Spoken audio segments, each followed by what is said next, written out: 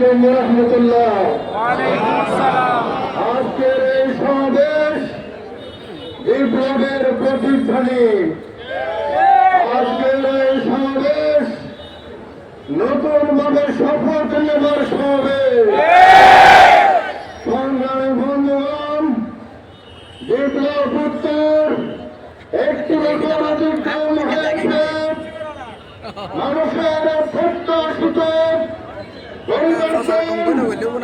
সংস্কার, দেশের স্বাধীনতা সার্বভৌমত্বের পক্ষে ভূমিকা যেই পর্যায়ে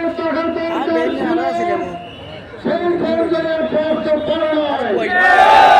এর মধ্যে বিভিন্ন ষড়যন্ত্র কাজ করছে, ব্রিটিশ সরকার ষড়যন্ত্র করার চেষ্টা করছে।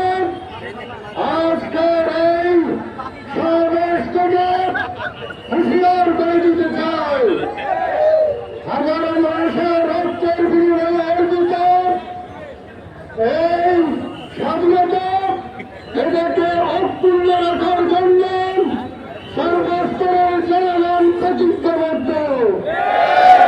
সম্মানিত বন্ধুগণ, আমার পক্ষ থেকে আপনাদেরকে বিপ্লবী অভিনন্দন জানাচ্ছি এবং আমাদের যে দায়িত্ব ঐক্যবদ্ধ ভূমিকা পালন করে আল্লাহর জমিনে ন্যায় এবং সত্যের উপর প্রতিষ্ঠিত থাকে